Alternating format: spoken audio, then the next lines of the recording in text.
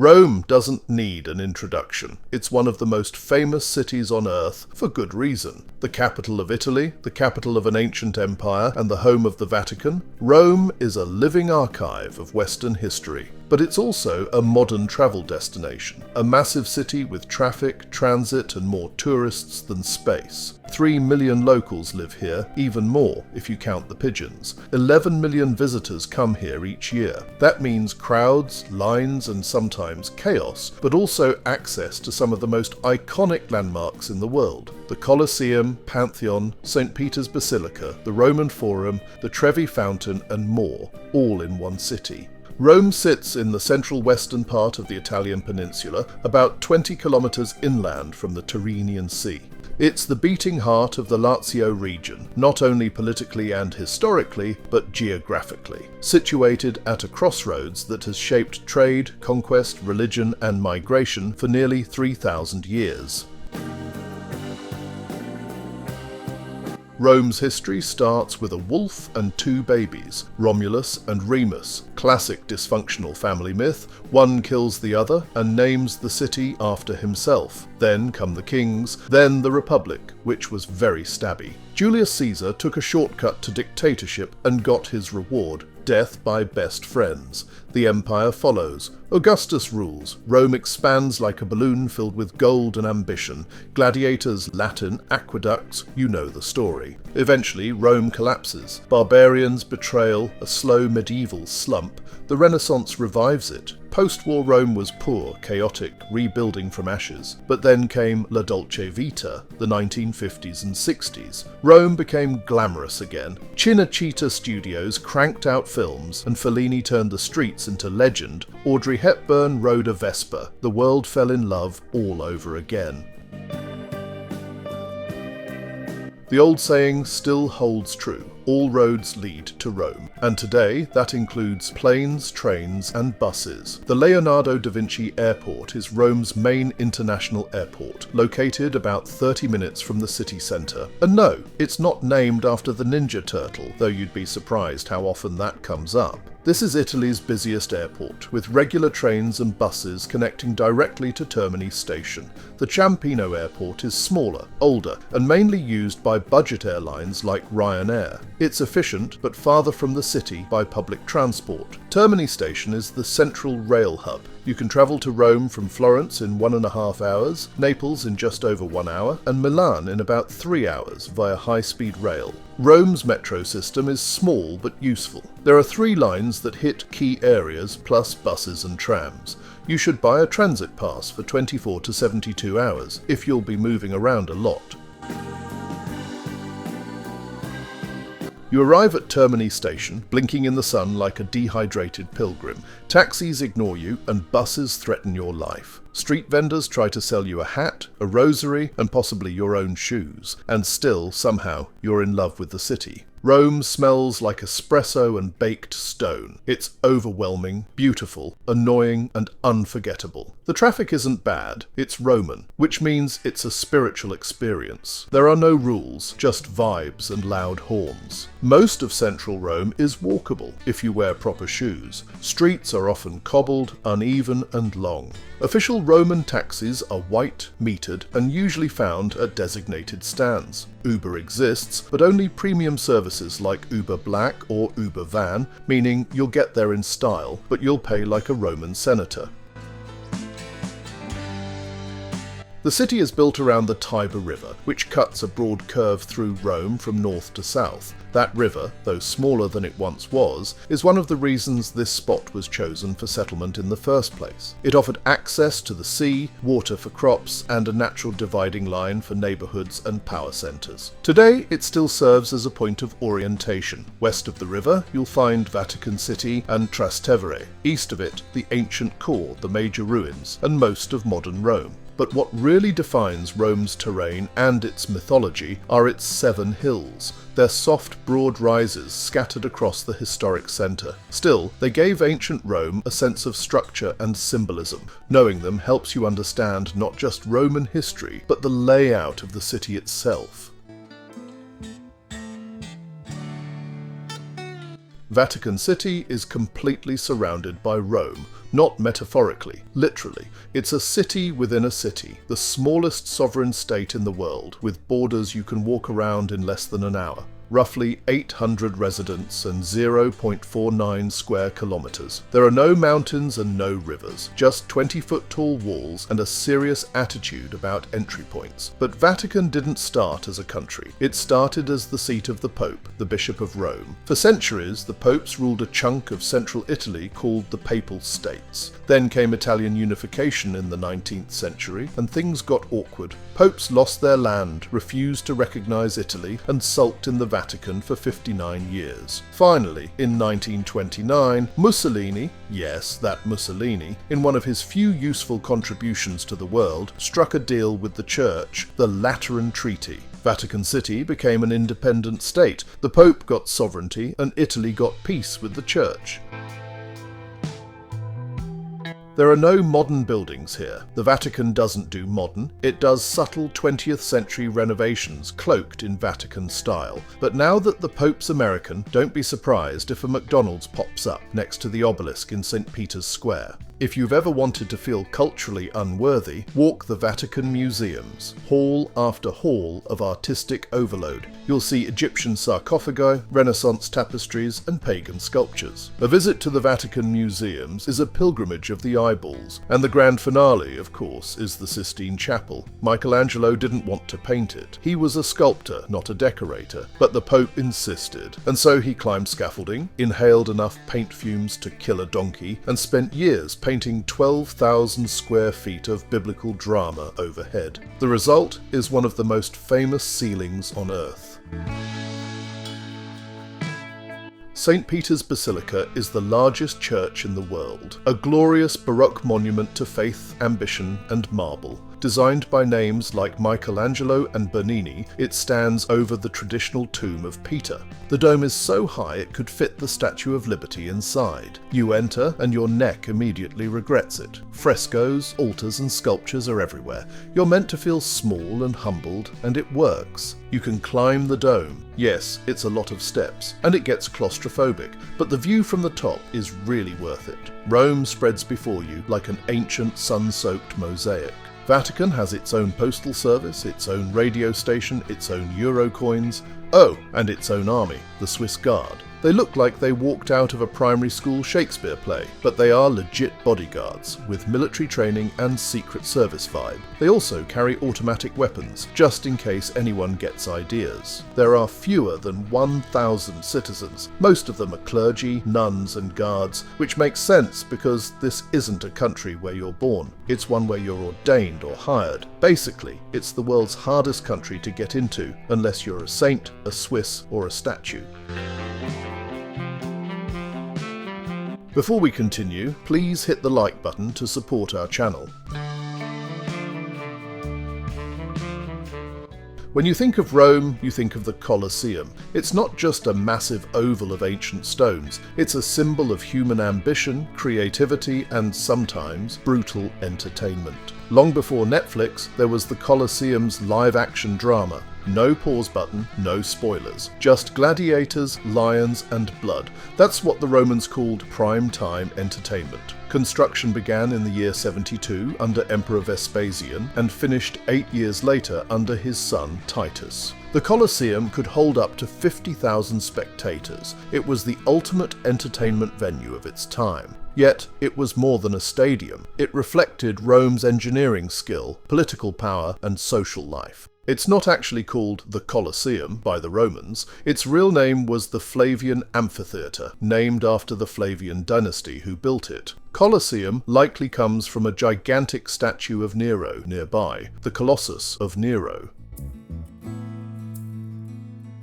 They say size matters, and the Colosseum proves it. It measures about 189 metres long, 156 metres wide, and stands roughly 48 metres tall. That's nearly the height of a modern 12-storey building. The footprint covers over 6 acres. The architecture itself is remarkable. The use of arches and concrete was revolutionary. These design choices made the structure strong and lasting. Over centuries, earthquakes and neglect took their toll, but the Colosseum remains largely intact. It tells a story of toughness, much like Rome itself. In 1972, something happened that wasn't Roman, wasn't historical, but felt spiritually aligned with the Colosseum's ancient thirst for mayhem. Bruce Lee fought Chuck Norris in the actual Colosseum in the film Way of the Dragon. Now, how do you visit it? Planning ahead is key. Tickets sell out quickly, so book online to avoid long lines. Standard tickets include access to the Colosseum, Roman Forum, and Palatine Hill, valid for 24 hours from first entry. The Colosseum is easy to reach, just take the metro to Colosseo station. The Roman Forum sits in a valley between the Palatine and Capitoline hills. From the Colosseum, it's a short walk. You'll pass the Arch of Constantine, then enter the Forum through a security gate. Your Colosseum ticket gets you in. At first glance, it looks like a pile of broken columns and tired stones. It takes a little imagination, and maybe some shade, to see the full picture. But give it time. Once you understand where you're standing, the Forum becomes one of the most powerful places in the city. This was the heart of ancient Rome. The Forum was the public space, the centre of law, politics, speeches, temples, processions, trials, funerals, and markets. If it happened in Roman life, it probably happened here. Curia Julia was the Senate house, where real decisions got made. Cicero gave speeches here. The Temple of Saturn is where they stored the state treasury. The Rostra was the public speaking central. If you had something to say to Rome, laws, philosophy, your opinions about olive oil quality, you said it here. House of the Vestals was home to the priestesses who kept Rome's sacred flame alive. If they let it go out, people believed the empire would fall. That's pressure. Also, if they broke their vow of chastity, they got buried alive. So, even more pressure. And here's the real kicker. All of this was buried under mud for centuries. Locals built homes on top of it, walked over it, let cows graze where Caesar once strutted around. It wasn't until the 18th and 19th centuries that people started digging it up. Slowly, painfully, with way too many arguments about what was what. Even now, archaeologists are still debating half the stuff here, which means if you point at a column and confidently say, that's where Brutus tripped and accidentally stabbed Caesar 23 times, no one can really prove you wrong. Walking through it is like flipping through a 2,000-year-old scrapbook, where no one bothered to label the photos. The best time to visit is early morning or late afternoon to avoid the sun, because there's almost no shade. The Forum is open daily, usually from 8:30 in the morning until about an hour before sunset. If the Colosseum is about scale, noise, and power, the Pantheon is about control, silence, and perfection. From the outside, it looks like a solid Roman temple, modest even. But when you walk through the massive bronze doors and look up, you're inside a 2,000-year-old concrete dome that's never been equalled. It's one of those rare places that's older than everything, yet still fully intact, and still in use. The Pantheon was originally built under Emperor Hadrian around year 126, though an earlier version stood here before it burned down. Nobody's sure what the original purpose was. What we do know, Hadrian built something unprecedented, a perfect sphere housed in a perfect cylinder, capped by a dome that was the largest in the world for over 1,300 years. It's still the largest unreinforced concrete dome in existence. In 609, the building was converted into a Christian church, Santa Maria ad Martyrs, which saved it from being pillaged like many other pagan temples. Because it became a place of worship, it stayed in use. It was never abandoned, never ruined, never left to rot. Today, it still hosts mass, weddings, and state funerals. Yes, even after all this time. The dome is 43.3 meters wide and exactly 43.3 meters high. That means you could fit a perfect sphere inside the interior. It's made from concrete, poured in layers, with lighter material at the top, travertine and tufa at the base, and volcanic pumice near the oculus. The oculus, by the way, is a 9-meter wide hole at the top, open to the sky. So yes, it rains inside, but the floor is slightly sloped and has ancient drainage holes. The Romans thought of everything. Oh, and Raphael's buried here, not Benitez, the Renaissance one. His tomb reads, "Here lies Raphael, by whom nature feared to be outdone while he lived, and when he died, feared she would die with him." Across the Tiber from the crowded ruins and monumental traffic of central Rome lies Trastevere, a district that feels at once ancient and effortlessly alive. The cobblestones get looser, the shutters are older, the buildings lean a little more, then suddenly you're standing in a tiny piazza, someone's playing a guitar, and you realise this is still Rome, just in a different mood. Forget travel brochures, Trastevere doesn't need marketing. Here you'll find a nun buying prosciutto at 10 in the morning and a shirtless man walking a cat on a leash. It's the kind of place where you meet a guy named Luca who says he's a poet but actually sells espresso machines. Trastevere literally means across the Tiber, from the Latin trans Tiberim. It was once the city's working-class district, settled by immigrants, craftsmen, sailors, and outsiders. Back then, the river separated the powerful from the ordinary. Today, it still does in some sense, but now the divide is mostly about rhythm. Trastevere moves slower and later, louder at night, quieter in the morning. Through the centuries, it stayed mostly untouched by Rome's grand urban redesigns. This is why it still looks and feels like an old village embedded in a modern capital. The streets are irregular. The houses are low and sun-warmed. Ivy spills from balconies and laundry flaps between windows. Santa Maria is one of the oldest churches in Rome. The floor plan dates to the 4th century, the current structure to the 12th. This is one of the best districts in Rome for eating well without being scammed. There are plenty of tourist menus, sure, but also family-run trattorias and places that still make real Roman dishes, the way Romans eat them. The nightlife here is casual but dense. The bars fill by 9 o'clock, the streets buzz, and every square becomes a place to talk and have fun. You'll see students, locals, couples and tourists, all blurred into one long evening. Rome gets loud here, but not aggressive. It's a neighbourhood that knows how to host. You should stay alert, especially around the riverbanks at night. It's safe, but like anywhere popular, pickpockets are opportunists.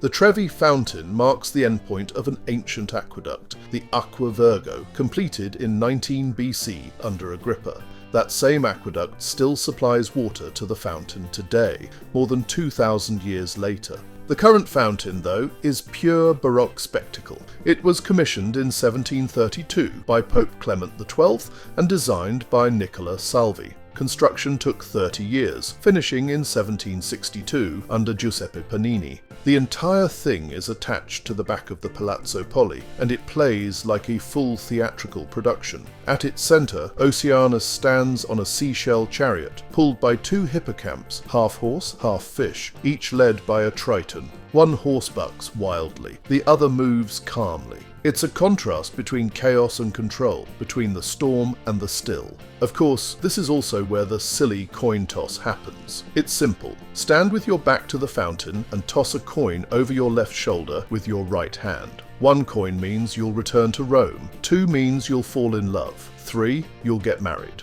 If your coin misses the water and hits someone in the eye, that means you'll return to Rome with a lawsuit. Over €1 million in coins are thrown in yearly, all of it fished out by the city and donated to charity, hopefully. For travellers, there are a few rules. You can't sit on the edge. You definitely can't swim in it, though someone tries every summer and ends up €500 poorer. The square is always crowded, especially midday. Your best bet is to come early in the morning or late at night. You don't find the Trevi Fountain by accident. The closest metro station is Barberini, Line A. Then you have to go for a 10-minute walk through winding streets. There are no signs, just follow the crowd or use GPS.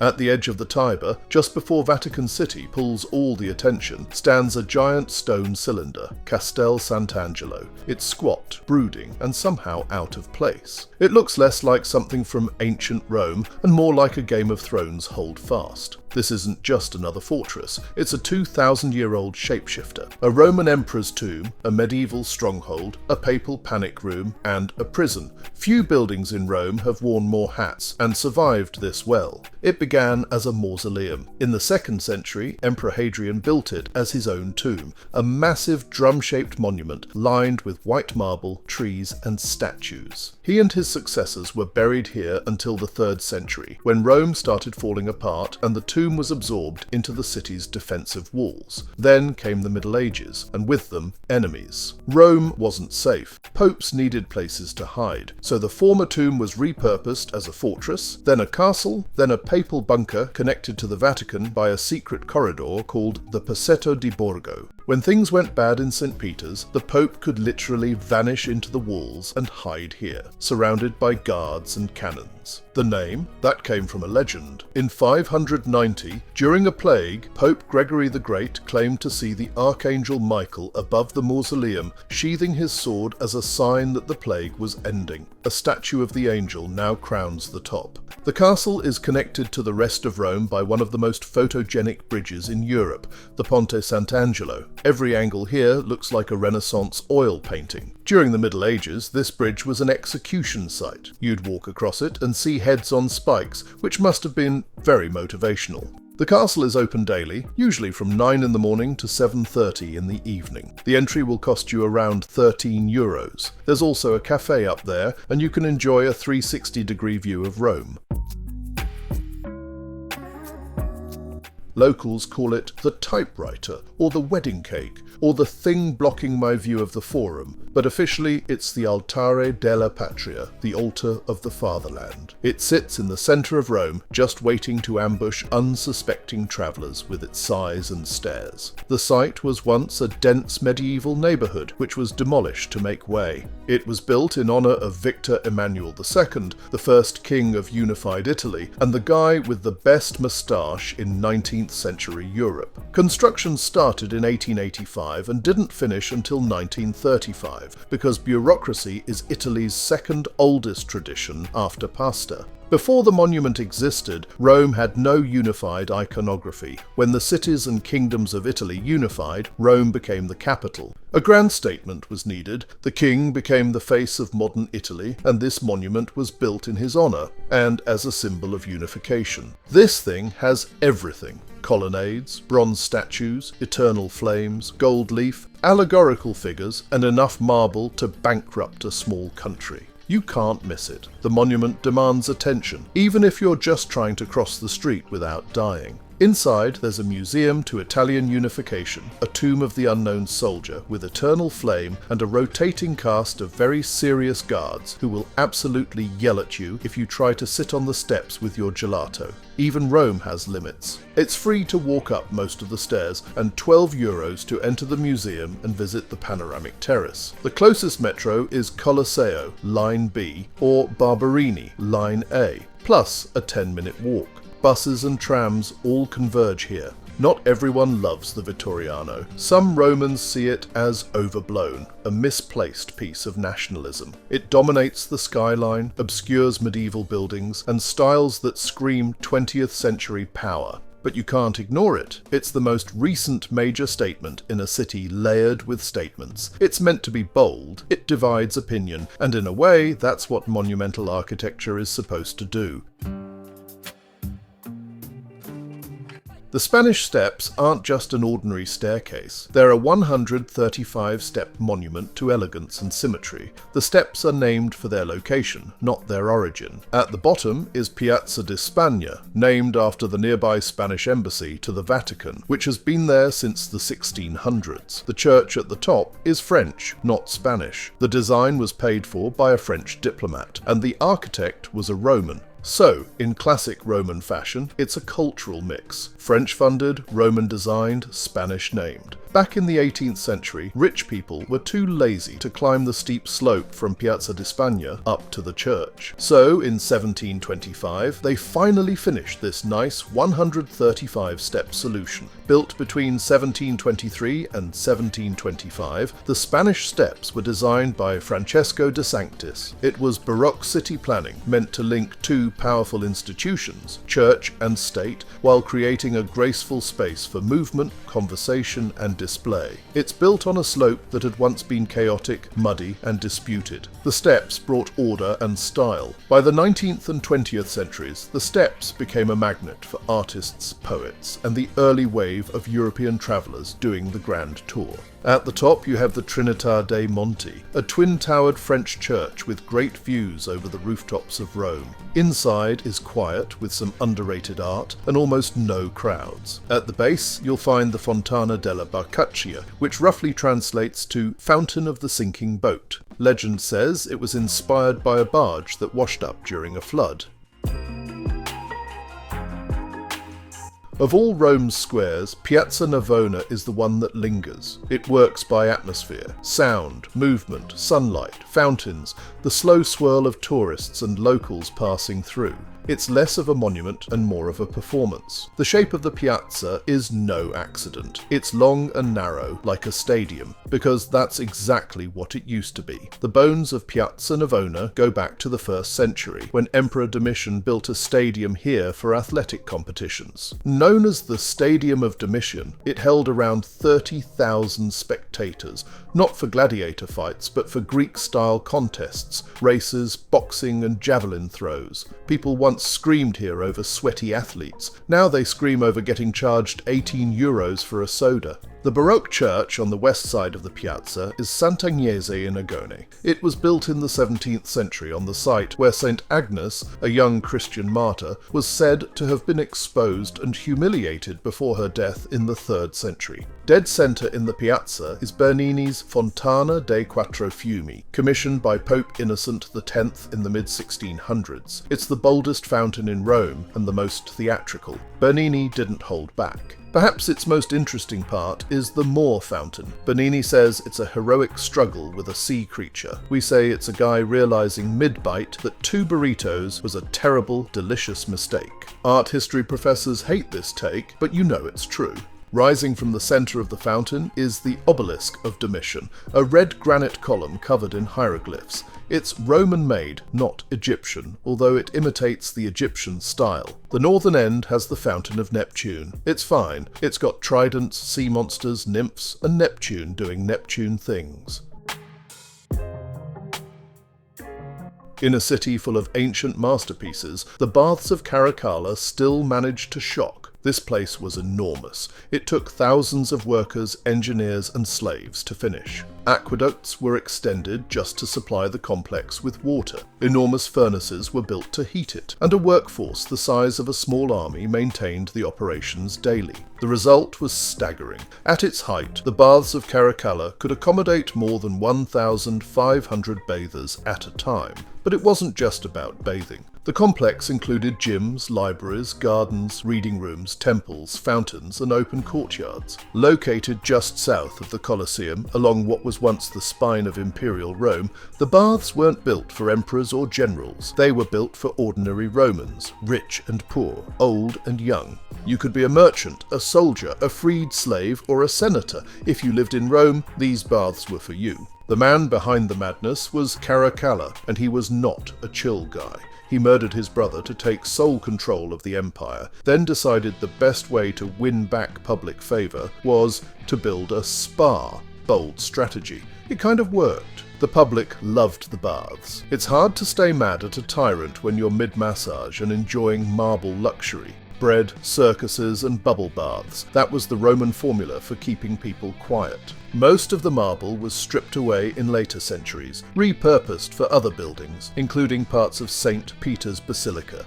Massive archways soar overhead, weathered by centuries. Empty niches that once held heroic statues now yawn with silence. Trees grow through cracks. Walls that used to shimmer with mosaics now wear patches of faded brick and exposed concrete. But the bones of the building remain, and they still give you a clear sense of the original scale. Still, in the summer, the baths of Caracalla come partly alive again. The central space is sometimes used for opera and concerts, with seating set against the ancient backdrop. The acoustics are natural and the ambience otherworldly. Even Caracalla might have approved. Did we miss any of your favourite attractions of Rome? Let us know in the comments. If you loved this video, please hit the like button and subscribe to World Travel Guide.